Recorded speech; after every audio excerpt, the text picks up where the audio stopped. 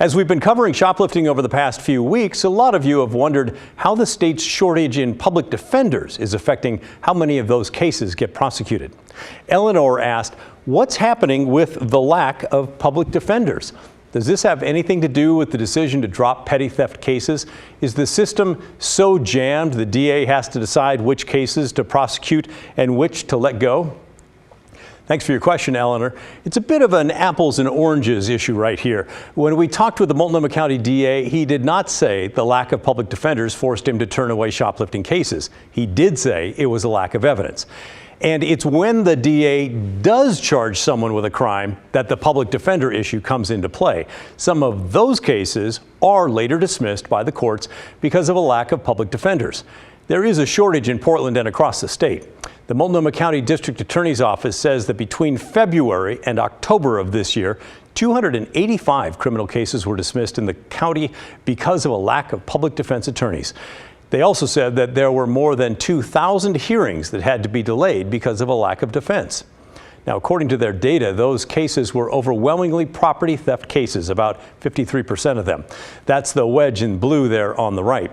The other cases were weapons and vehicular cases, person crimes, things like assault, and a small number of drug cases. But if we break the property crimes down further, most of the cases being dismissed because of a lack of public defenders are car theft cases.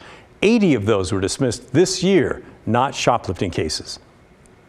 A report by the American Bar Association released in January found that Oregon has only 31% of the public defenders it needs, and that it would take about 1,300 more attorneys to reach the number needed.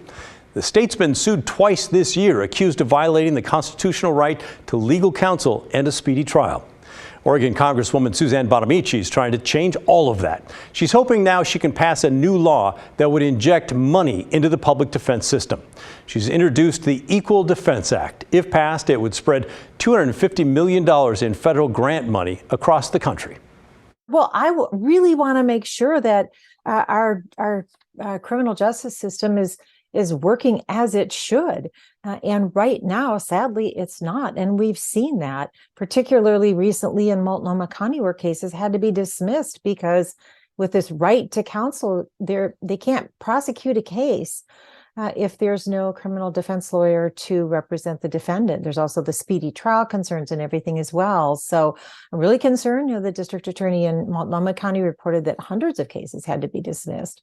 And this is a really important part of our criminal justice system, is making sure that people who are accused of a crime have the right to counsel, but also for everyone, for our community. We want to send a message that we have a functioning criminal defense system and that we recognize the right to counsel and want these cases to move through the process. So, and that's not happening right now. In June, Oregon lawmakers approved $100 million for the state's public defense system. The system's a little bit strange. It's the only one in the country that relies entirely on contractors. And now some firms and private attorneys are sometimes refusing to take new cases because of the heavy workload, low pay rates, and late payments from the state.